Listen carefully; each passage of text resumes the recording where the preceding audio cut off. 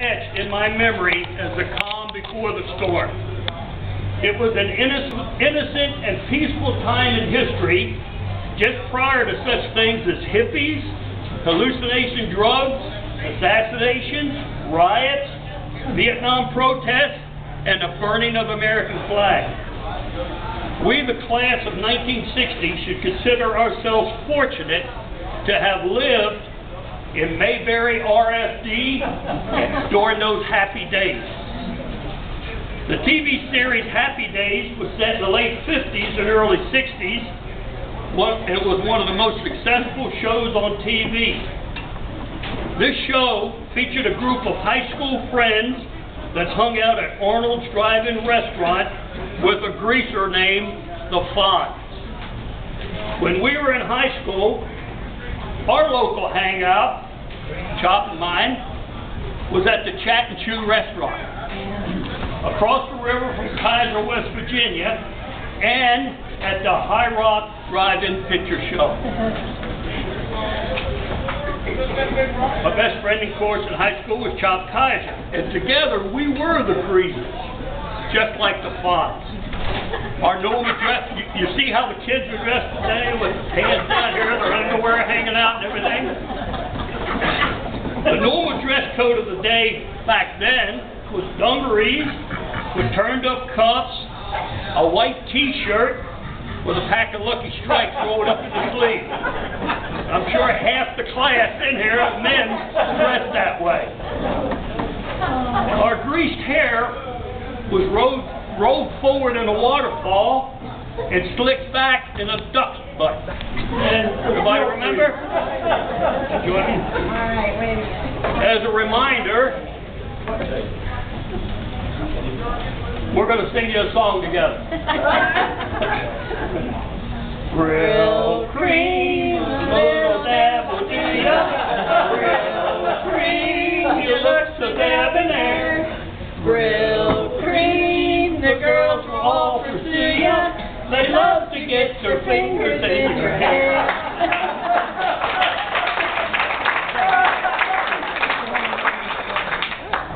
After we graduated from high school, Chop and I couldn't get a job.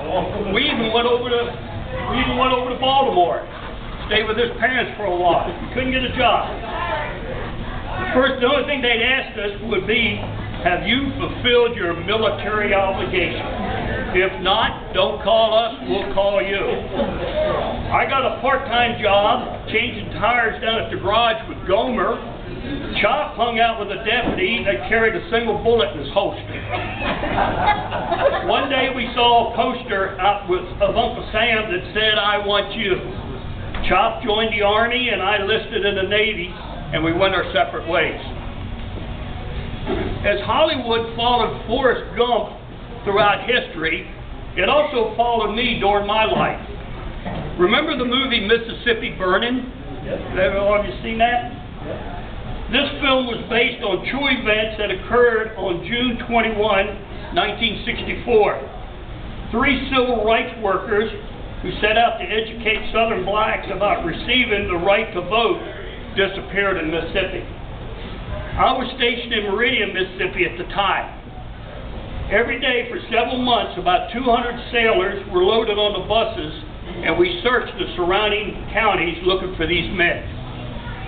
The FBI gained the trust of an informant whose information led to the conviction of 7 local Ku Klux Klan members. The bodies of the slain workers were found buried in an earth dam. The Vietnam War was in full force by now, and just like Forrest Gump, I was sent to the Gulf of Tonkin on the USS Forrestal. On July 29, 1967, Lieutenant McCain, who later became known as Senator John McCain, was a victim of a mishap on the flight deck. A missile misfired, hit his plane, and he was getting ready to be launched off, and it created a major fire. It resulted in a major fire and the deaths of 135 sailors. On his next tour of duty, Lieutenant McCain's aircraft was shot down, and he spent several years as a POW in Vietnam. In 1968, as I was returning back to Vietnam on the USS Kitty Hawk, North Korea seized an American naval ship called the USS Pueblo. Many people remember that? I had just left Hawaii on the Kitty Hawk heading back to Vietnam, and they diverted us up to North Korea. This, of course, created an international crisis, and I spent the next several months floating off the coast of North Korea. During all this time, my best friend Chop was a cook in Germany, an army cook. I just found out yesterday that he did go to Vietnam, and I never knew it. You want to explain that, Chop? I went to Vietnam, had 2 months to go in the military, and I was over there 3 months after that. Is that right? Basically, yeah. He spent most of the time in Germany, and it was less than a year to go, or a couple months? He said 2 months. 2 months to go, and they sent him to Vietnam.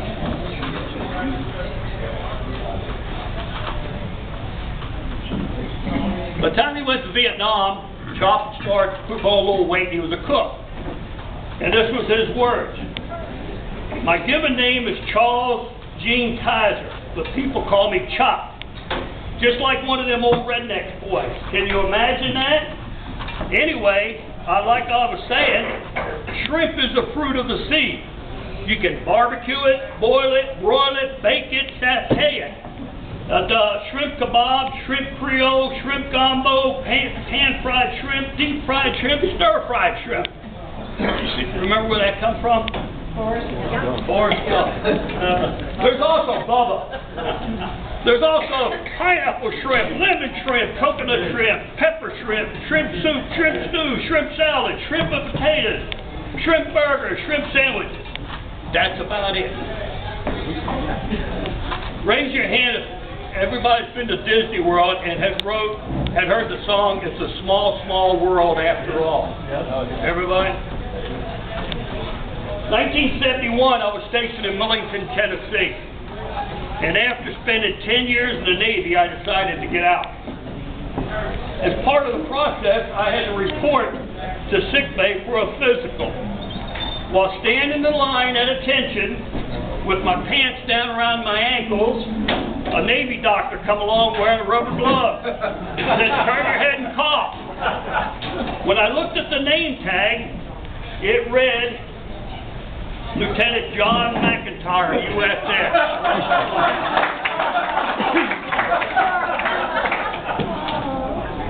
This man with his finger in my groin was a member of our senior class.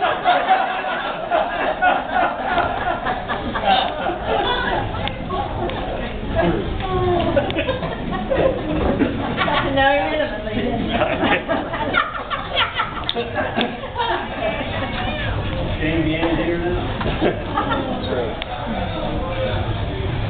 Although Chop and I followed different paths in life, one of us returned here to Mayberry, worked at the paper mill, got married, became a father, and got divorced. The other one of us got married, got divorced, got married, got divorced, got married, got divorced, got married, got divorced. Somewhere along the line, you figured it out, wouldn't you? And I'm still working on it. Be careful, Joyce. Chop and I eventually reunited at our 45th high school reunion.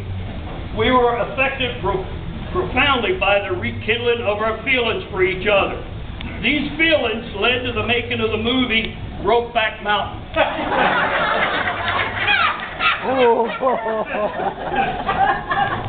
This platonic relationship exploded into a physical one while watching Where the Boys Are at the High Rock Drive-In Picture Show. I told Chop he wouldn't talk to me by the time the night was over. Just to prove a point, with all the ladies in the room that slept with Chop in high school freestyle, you notice I'm the only one standing.